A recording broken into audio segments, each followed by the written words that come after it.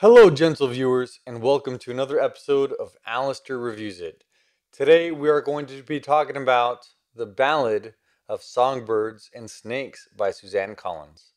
So, I want to start off by first saying that I am not the biggest fan of the original trilogy. I loved the first book, but felt that the latter two were rushed, and I wasn't the biggest fan of Katniss's character arc throughout those three books. However, this book is bloody brilliant. I can tell that Suzanne Collins had the time and energy to put a lot of love into this book. It's so much more nuanced, so much more detailed than I think that her other books are, and I can really see the effort that she put in. So first, I want to say that the first part of this review is going to be spoiler free.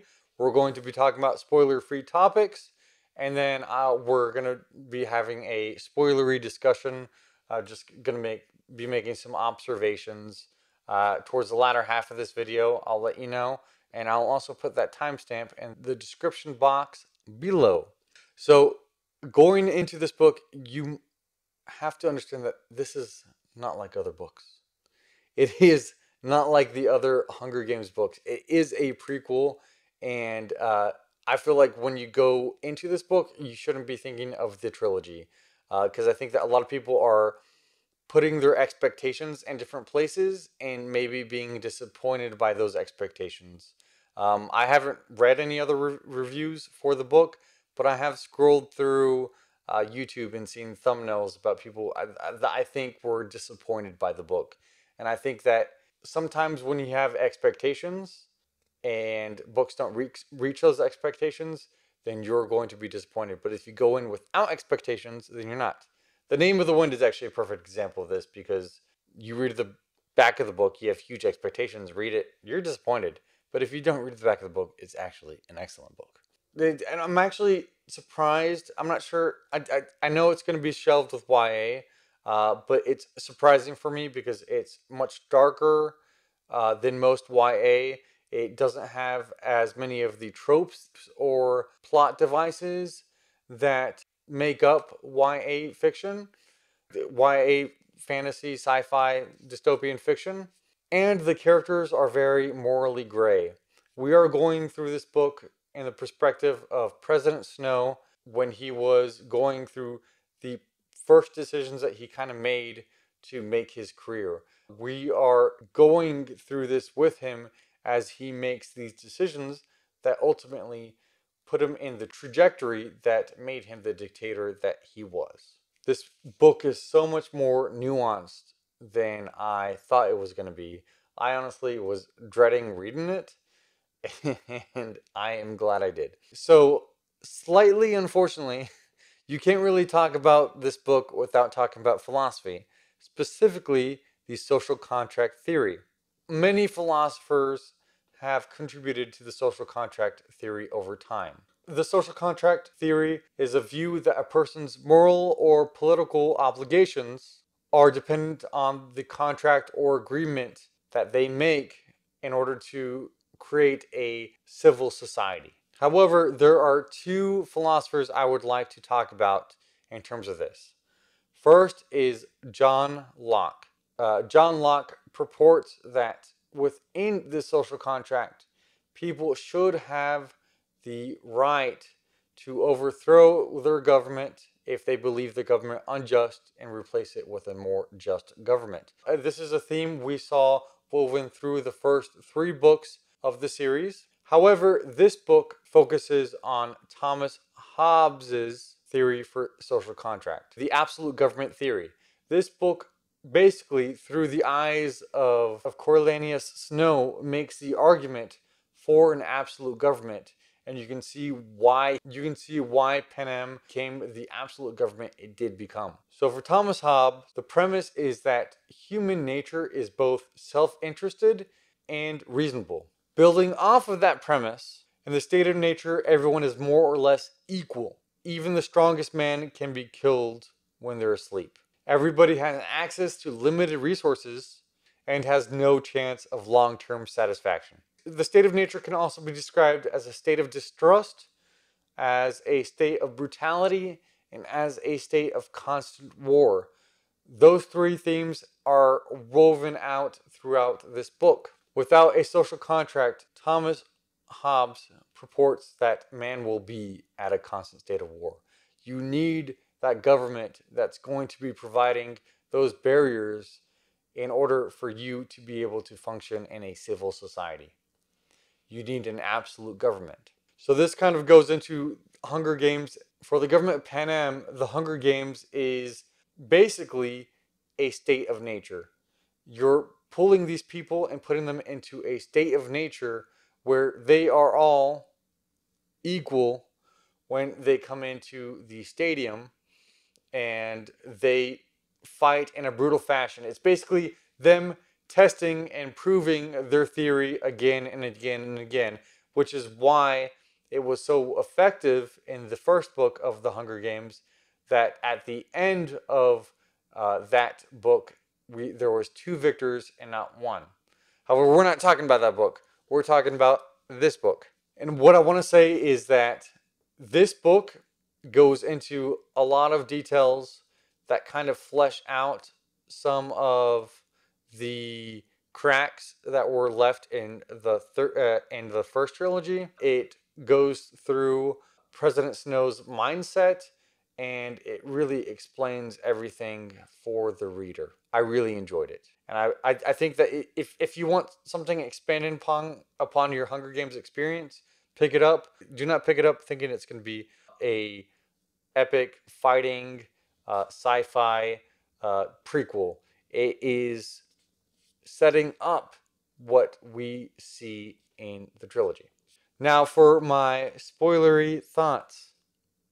Okay, so this is going to be a more spoilery just discussion.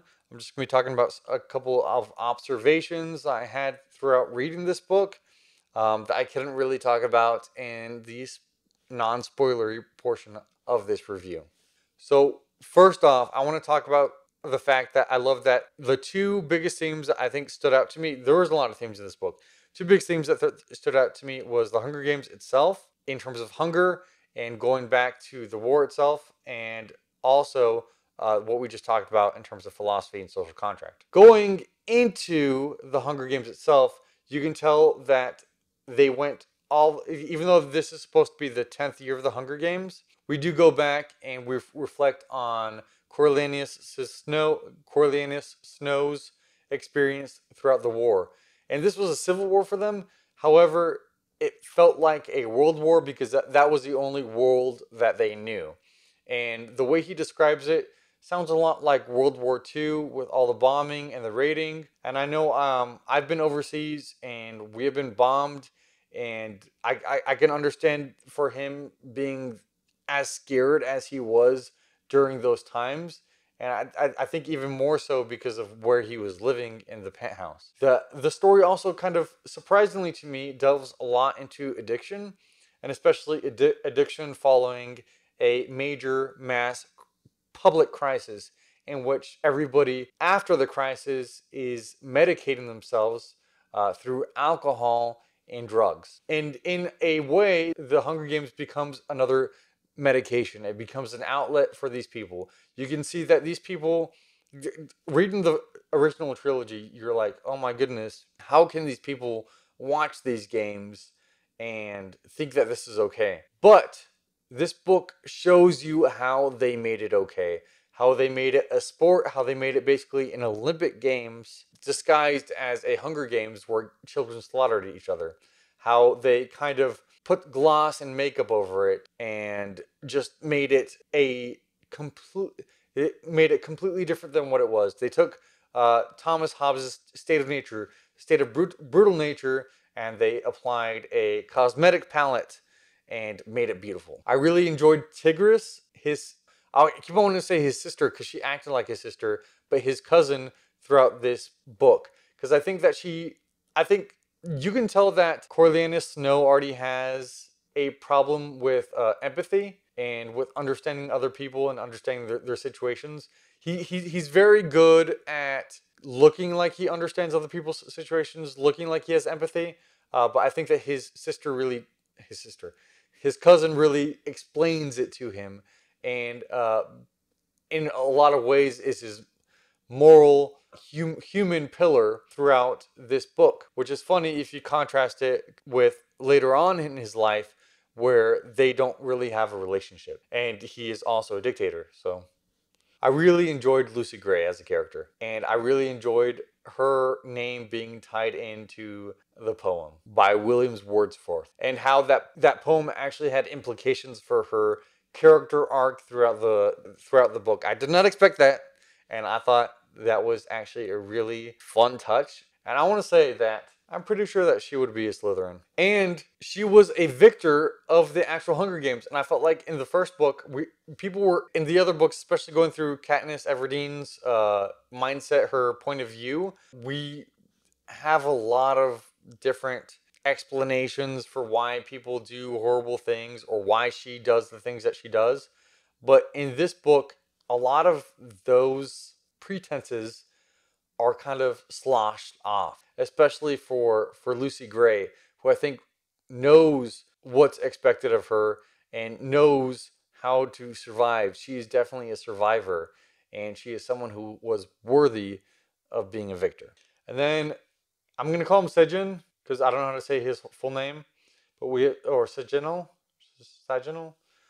I really liked him. And I do believe that Snow really developed a lot of feelings for him as a friend, as his best friend. And I do think he was conflicted throughout the entire book when it came to his relationship with Sejin. I can understand it from both points of view. Sejin was kind of there to be a very opposite character to what Snow was thinking internally.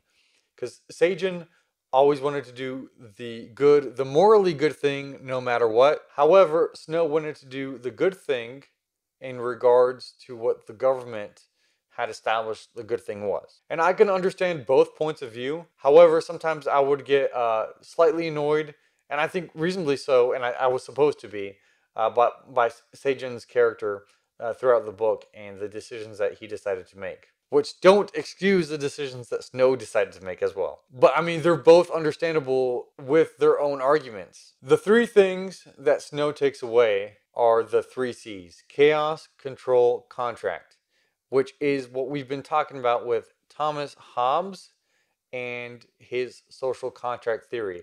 Chaos is what you have without that. Control is what you desire, and contract is that social contract that binds all the citizens to each other. In conclusion, I love this book. I really, really enjoyed it. If you've read it already, or if you have any other questions, just please put them in the, what is it called? Please comment below. Also, what is it? Subscribe, like, ding that bell, and all of that jazz. And I will see you next time, gentle viewers.